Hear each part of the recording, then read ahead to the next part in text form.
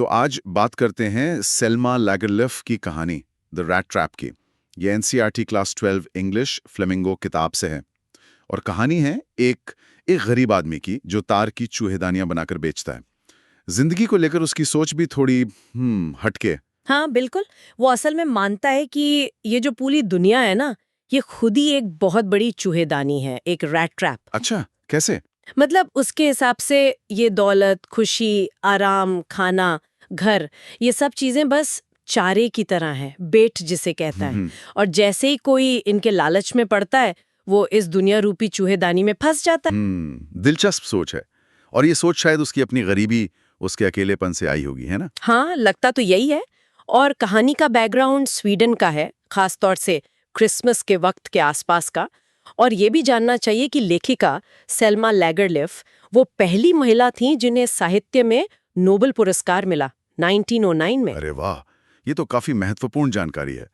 अच्छा, तो कहानी में आगे क्या होता है, ये चूहेदानी वाला? हाँ, तो होता ये है कि एक शाम ये चूहेदानी वाला, जिसे हम घुमक्कड़ या वैगाबॉन्ड भी कह सकते हैं, वो पनाह मांगता है एक बूढ़े किसान के घर।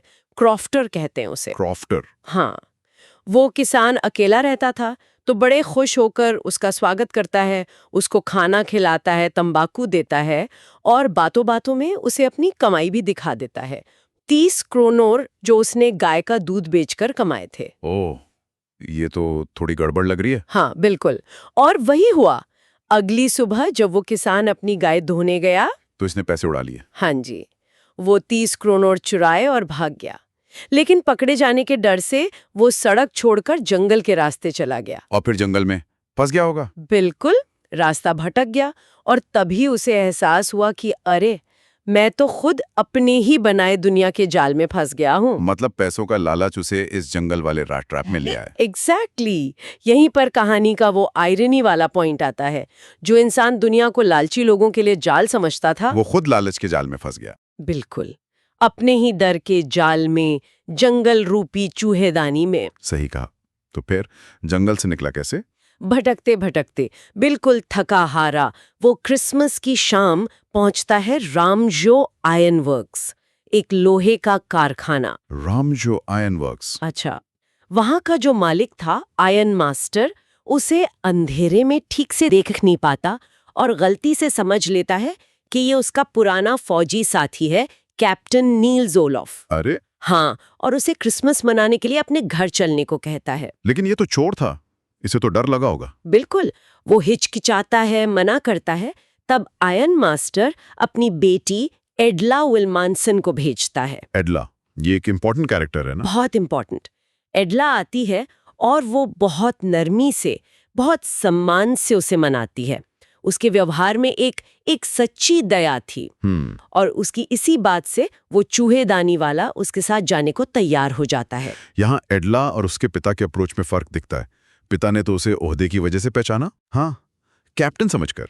पर एडला ने उसे सिर्फ एक परेशान जरूरतमंद इंसान समझकर दया दिखाई, उसे डिग्निटी दी। सही बात है। तो घर पहुंचकर क्या हुआ? अगली सुबह जब वो नहा धोकर साफ कपड़ों में सामने आता है, तो आयरन मास्टर को अपनी गलती का एहसास होता है कि ये कैप्टन नहीं है। हाँ, और वो बहुत गुस्सा होता है, उसे निकालने की बात करता है। लेकिन एडला बीच में आती है। वो कहती है कि नहीं, हमने इसे क्रिसमस पर शांति का वादा करके बुलाया है। अब चाहे ये कोई भी हो, इसे एक दिन शांति से बिताने देना चाहिए। वाह, ये बहुत बड़ी बात है। हाँ, एडला की ये जो सच्ची काइंडनेस और कंपैशन थी, इसका उस आदमी पर बहुत गहरा असर पड़ा। वो हैरान था कि कोई उसके साथ इतना अच्छा व्यवहार कर सकता है, उसकी असलियत जानने के बाद भी। उसने क्रिसमस का दिन शांति से वहीं बिताया फिर? हाँ, और फिर आता है कहानी का क्लाइमैक्स। क्रिसमस की सुबह जब आयरन मास्टर और एडला चर्च से लौटे, तो वो जा चुका था, लेकिन उसने एडला के लिए एक तोहफा छोड़ा था। तोहफा क्या? एक छोटी सी चूहेदानी, और उसके अंदर वो चुराए हुए 30 क्रोनोर रखे थे। क्या बात है, उसने पैसे लौटा दिए।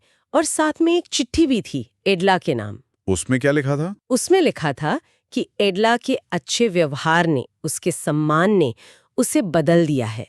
उसे एक असली कैप्टन की तरह ट्रीट किया गया, तो वो भी अब कैप्टन की तरह बिहेव करना चाहता है। और नीचे उसने हस्ताक्षर किए थे, कैप्टन वॉन स्टॉले। कैप्टन वॉन स्टॉले, मतलब उसने वो पहचान अपना ली जो उसे गलती से मिली थी। हाँ, क्योंकि एडला के व्यवहार ने उसे उस सम्मान के लायक महसूस कराया था। ये उसका रिडेम्पशन था, उसका ट्रांसफॉर्मेशन था। एडला के विश्वास ने उसे अपनी खोई हुई इज्जत, अपना आत्मसम्मान वापस पाने की हिम्मत दी। तो कहानी का सार यही है कि दुनिया भले ही एक रैट ट्रैप जैसी लगे, लेकिन इंसानियत, दया, सम्मान, ये किसी को भी बदल सकते हैं, किसी को भी उस जाल से निकलने की ताकत दे सकते हैं। एडला का कैरेक्टर यही दिखाता है। एग्जाम के लिए भी ये पॉइंट जरूरी है। हाँ बिल्कुल, मेन कैरेक्टर्स याद रखने हैं, पेडलर, क्रॉफ्टर, आयरन मास्टर और सबसे खास एडला।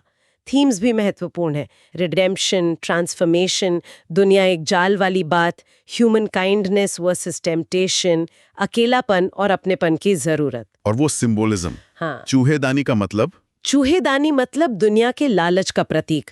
30 क्रोनोर वो लालच है और क्रिसमस वो उम्मीद, माफी और नई शुरुआत का प्रतीक है। बिल्कुल। एग्जाम में ऐसे सवाल आ सकते हैं कि भाई दुनिया की तुलना चूहेदानी से कैसे की, उसने पैसे क्यों चुराए और क्या हुआ, आयरन मास्टर और एडला में क्या फर्क था। और सबसे जरूरी, एडला की काइंडनेस ने पेडलर को कैसे बदला, कहानी का मैसेज क्या है।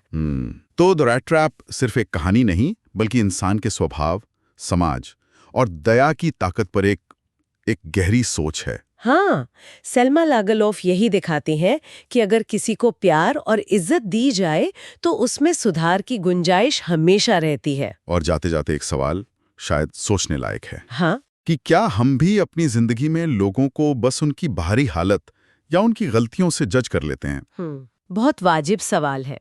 क्या थोड़ी सी समझ और सम्मान दिखाकर हम किसी की जिंदगी बदल सकते हैं? शायद उसे उसके अपने पर्सनल रैट ट्रैप से निकलने में मदद कर सकते हैं। ये कहानी हमें इसी बारे में सोचने पर मजबूर करती है।